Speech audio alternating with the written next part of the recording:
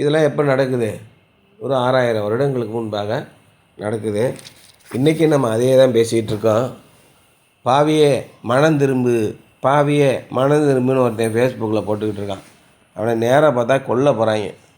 இந்த வேலையை தான் 6000 வருஷத்துக்கு முன்னாடி அவர் சொல்லிக்கிட்டு இருந்தார். எங்களுக்கெல்லாம் திரும்ப தெரியும், நீ போய் மனம் திரும்பியா அப்படி சண்டைக்கு வந்துடுவாங்க. இன்றைக்கும் மனம் திரும்புன்னு ஊருக்கெல்லாம் சொல்லிவிட்டு நம்மளால் என்ன பண்ணிகிட்டு இருக்காரு? மனம் திரும்பி இங்கேருந்து அங்கிட்டு திரும்பி போயிட்டார்.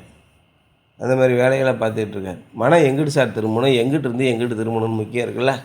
ஆண்டவரை நன்றாக ஏற்றுக்கொண்டு கடைசியில் பொருளாசையாகிய விக்கிரகாராதனைக்கு பின்னாடி போயிட்டாங்க. விக்கிரகாராதனை நேராக ஒரு சிலையை கூப்பிட்டு கும்பிட்றது விக்கிரகாராதனை இல்லை. உங்களுடைய உள்ளத்திலே பொருளாசை இருக்கிறது அல்லது பொருளை நீங்கள் சார்ந்து உங்களுடைய வாழ்க்கையை நடத்துகிறீர்கள் அப்படின்னாலே வேலை முடிஞ்சு போச்சு. புரியுதுங்களா?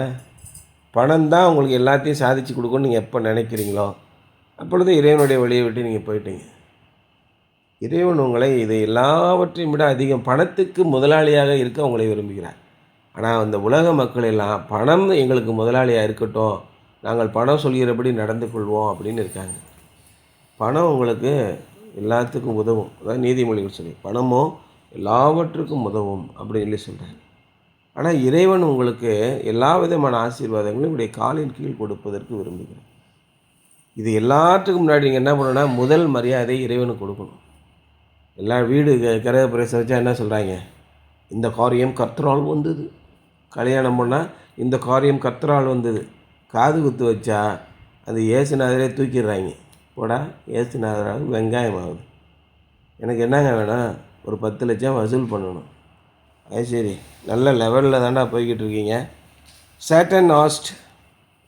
Satan accused Job of having a commercial faith that promised prosperity in return for obedience. இதான் உங்களுடைய போதனை. சாத்தான் என்ன சொல்கிறான்? நீ என்னை தொழுது கொண்டால் இயேசுவை தனியாக கூப்பிட்டு போனாம்ல, மாப்பிள்ளை அந்த பக்கமாக உங்கள்கிட்ட முக்கியமான ஒரு செய்தி. உயரமான மலையின் மேல் கொண்டு போய், யாரும் கிடையாது, நம்ம 2 பேரும் தான், என் காலில் விழுந்து வணங்கு, இந்த உலகத்தின் சகல ராஜ்யங்களையும் உனக்கு தருகிறேன். ஆசாரி பையனுக்கு போய் என்னையா உலகத்தின் சகல ராஜ்யம், வேறு ஆளை கூட்டு போய் கொடு, டப்புன்னு விழுந்துருவான். ஜோசப் விஜய் இருக்கான்ல, ஜெயலலிதா காலில் எப்படி விழுந்தான் பார்த்தியா? இபிஎஸ்லாம் தோற்று விடுவான். அந்த அளவுக்கு பணிந்து குனிந்து முழங்கால் படிட்டு தவழ்ந்து போய் ஜெயலலிதா காலில் விழுந்து ஆசீர்வாதம் வாங்கினேன். ஜெயலலிதா அம்மா ரசித்து பார்த்துச்சு. நல்லா குனிடா விட்றா அப்படின்னு.